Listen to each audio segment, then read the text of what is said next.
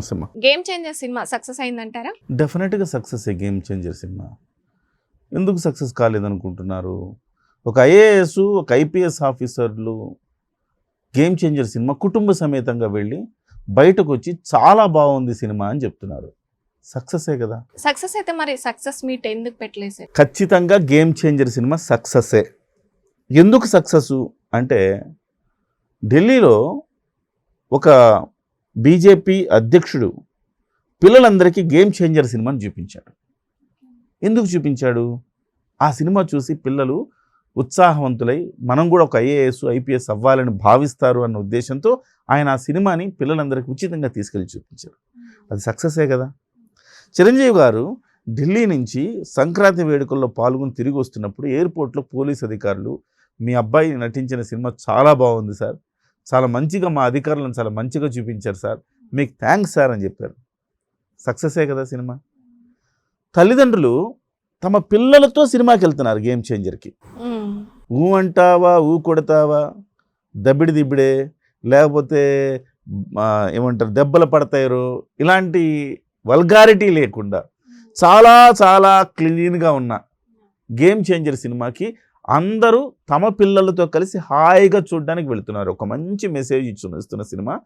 ఒక ఐఏఎస్ అవ్వాలంటే, ఒక ఐపీఎస్ అవ్వాలంటే ఎలా ఉంటుంది, వాళ్ళ అధికారాలు ఎలా ఉంటాయి, వాళ్ళ హక్కులేంటి, వాళ్ళ విధులేంటి, ఇవన్నీ చక్కగా చెప్పిన సినిమా.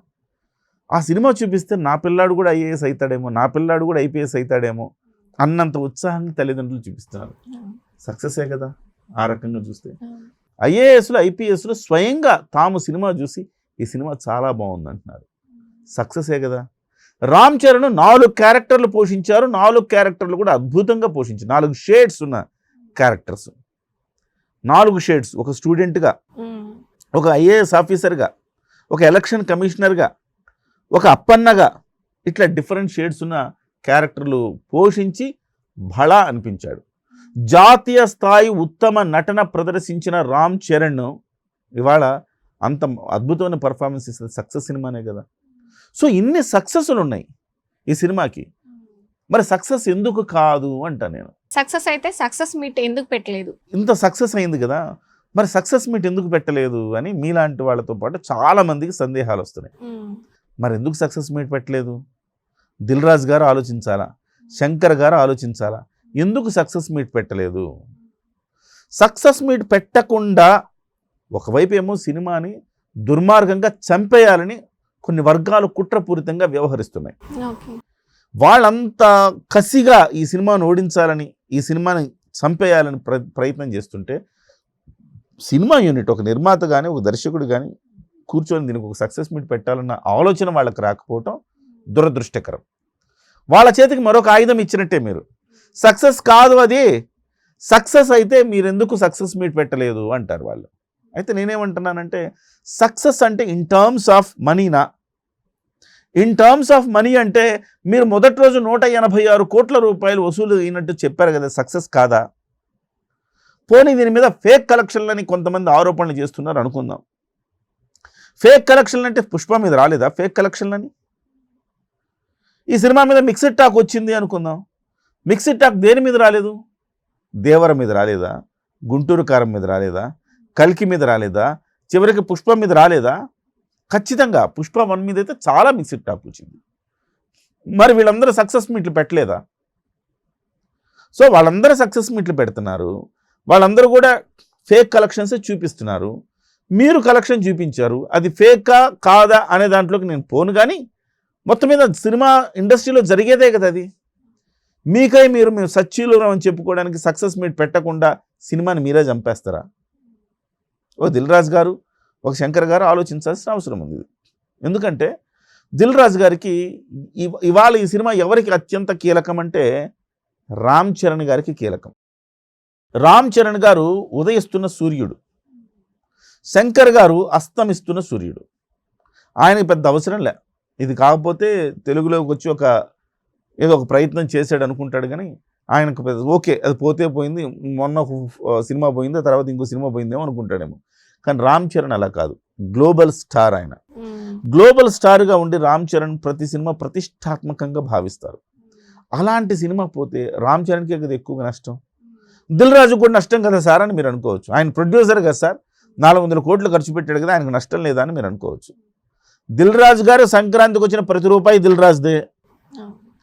దిల్ రాజు గారు గేమ్ చేంజర్కి వెళ్ళినా, మీరు సంక్రాంతి సినిమాకి వెళ్దాం అనుకున్నారు అనుకోండి విజయ్ గారు, మీరు వెళ్తారు. గేమ్ చేంజర్కి వెళ్దామా అనుకుంటే ఈ మిక్స్డ్ టాక్ వచ్చింది కదా అనే ఉద్దేశంతో మీరు ఢాకుకి వెళ్తారు అనుకోండి. ఢాకు మహారాజ్ సినిమాకి డిస్ట్రిబ్యూటర్ ఆయనే, దానికి వచ్చే రూపాయి కూడా ఆయనకి వెళ్తుంది. ఇది కాదులే మనం ఈ రెండు కాదులే మనం సంక్రాంతికి వస్తున్నాకి వెళ్దాము, దాని ప్రొడ్యూసర్ ఆయనే, దాని డిస్ట్రిబ్యూటర్ ఆయనే. గేమ్ చేంజర్కి ప్రొడ్యూసర్ డిస్ట్రిబ్యూటర్ ఆయనే. సో ఏ రకంగా చూసినా దిల్ రాజుకి ఈ సంక్రాంతి రాజు దిల్ రాజే.